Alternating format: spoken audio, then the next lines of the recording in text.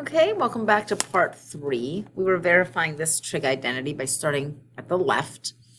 I took 1 plus cosine squared and turned it into cosecant squared. That's an identity. I then changed tangent squared into sine squared over cosine squared, changed cosecant squared into 1 over sine squared. The sine squareds canceled. I ended up with 1 over cosine squared, which is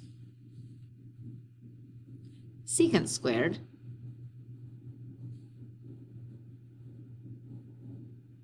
Sorry. We don't want to do that. And that is true. 1 over cosine squared is secant squared, but I forgot to look where I was going. I'm trying to get to this side, right? I want to turn this into 1 over 1 minus sine squared. So I remember that since sine squared plus cosine squared equals 1, that cosine squared is the same as 1 minus sine squared. Oops, I wrote theta and x at the same time. So I have 1 over 1 minus sine squared x, and that's what I was trying to show was true. Okay? Again, I just took the left side, turned it into the right side by writing other trig identities, rewriting things in different ways, okay, that are valid. In this case, we had started with the right side and turned the right side into the left side. Okay, where was it? Right here, okay? Sometimes you start with the right side, turn it into the left side. Sometimes you start with the left side. Oh, where was I? Sorry. Sometimes you start with the left side and turn it into, by doing trig identities that are valid, turn it into the right side. That's verifying. I've now verified that, yes, the left side of this is equal to the right side of this. These two are equal. I verified it. Okay? So again, you can pick. And guys, there's more than one way to do this. Okay? Another student might say, you know what? I didn't think of 1 plus cotangent squared as cosecant squared. I distributed tangent squared through. So tangent squared times 1 is tangent squared. Tangent squared times cotangent squared. Well, they're reciprocals of each other, right? So that's just 1. Does that make sense? If I take tangent squared times 1, that's tangent squared. If I take tangent squared times cotangent squared, they are reciprocals of each other, so that's just 1. Okay, I do know that tangent squared plus 1 is the same as secant squared. That's an identity. And I know that secant squared is the same as 1 over cosine squared. And we just saw, now we're at the same place we were over here. 1 over cosine squared is 1 over 1 minus sine squared. Would I count that as a correct way to verify the identity? Absolutely. Okay? Someone else might have said, you know what? I think I want to just start with the right because I like to multiply by conjugates. That's fun. Okay? So maybe they multiplied by, oh, never mind. You wouldn't do that. That's not a conjugate. That's a square already. Yeah, it would be tough to go from the right. I'd have to think about that a little.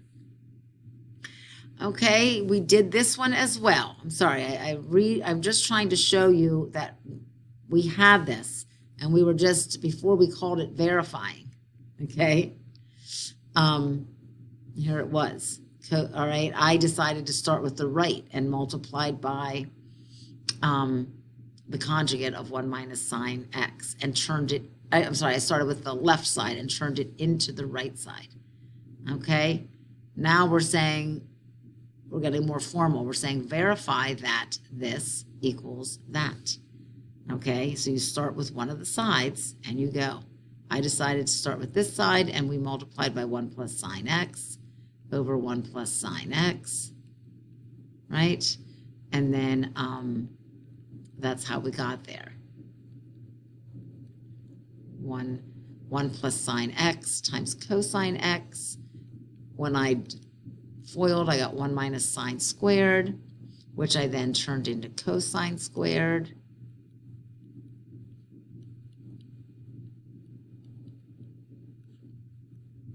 And then we canceled one of the cosines out, and we had 1 plus sine x over cosine x, which is where I was going.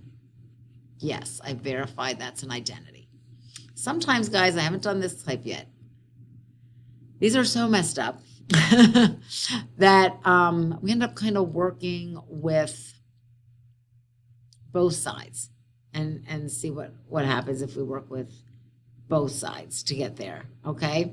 So I'm going to start with the left and just see what I can do, okay? I think I might multiply by the conjugate, okay? So I'm going to multiply by secant alpha plus tan over secant alpha plus tan, the conjugate of the denominator. So up top, I get secant alpha plus tangent times secant alpha plus tangent. And on the bottom, I get secant squared minus tangent squared. Okay? Is that all right? Now, secant squared minus tangent squared. Let's see, I know that tangent squared plus 1 is secant squared, right? So I guess secant squared minus tangent squared, wouldn't that just be 1? Another way of thinking of this. So that's nice. That whole denominator gets thrown out. Super. So I have secant alpha plus tangent alpha times secant alpha plus tangent alpha. All right. Maybe we'll distribute through. We get secant squared plus secant tangent, so that's 2 secant tangents. And then tangent times tangent is tangent squared. Okay. Let's see. I do know that tangent squared is secant squared minus 1. So I might substitute that in there. Secant squared plus 2 secant tangent plus, instead of tangent squared, I'm going to call that secant squared minus 1, so that I end up with 2 secant squareds, right? 1 secant squared plus another secant squared plus 2 secant tangents minus 1. If I fool with this and call secants, no. Let's see what happens with this. I'm done with that side. I'll see if I can get that far here. I'm going to divide everything by cosine squared. Okay? I'm working with the right side now. I'm going to take cosine squared into each of these. So I have 1 over cosine squared plus 2 sine over cosine squared plus sine squared over cosine squared. Okay, great. 1 over cosine squared is secant squared. Sine over cosine squared is sine over cosine times 1 over cosine.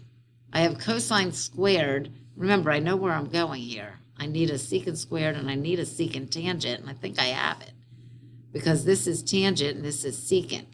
So now I have secant squared plus 2 tangent secants. I'm going to call it secant tangent plus, isn't that tangent squared? Sine squared over cosine squared is tan squared. Okay, and again, I think I'll call tan squared secant squared minus, oh, I have it right here. I could have stopped here. Secant squared plus 2 secant tangent plus tangent squared. I turned the right side into secant squared plus 2 secant tangent plus tangent squared. I wouldn't have had to go this far. I wasn't sure how far to go. I was just kind of plugging along. As soon as I turned the left side into something, I turned the right side into that same something. I never actually turned the left side into the right or the right side into the left. but this is still verified because I turn the left side into this. I turn the right side into this. That means the left side equals the right side. What's that? The reflexive, symmetric, property of equality, okay? Where transitive, if this equals that, and that equals that, then this equals that, that type thing, okay? Whoopsies, I didn't mean to do that. Okay, that's both sides, and I guess we're done. Okay, alrighty, so again, this is one of those ones that you just have to practice. People say, how did you know to start that way? No idea. I just found some way and started that way, okay? There's no right way or wrong way. There's sometimes a better way, that'll get you there quicker, and the best way to learn how is to just practice. So go through and do those practice homework problems, and I will see you in class.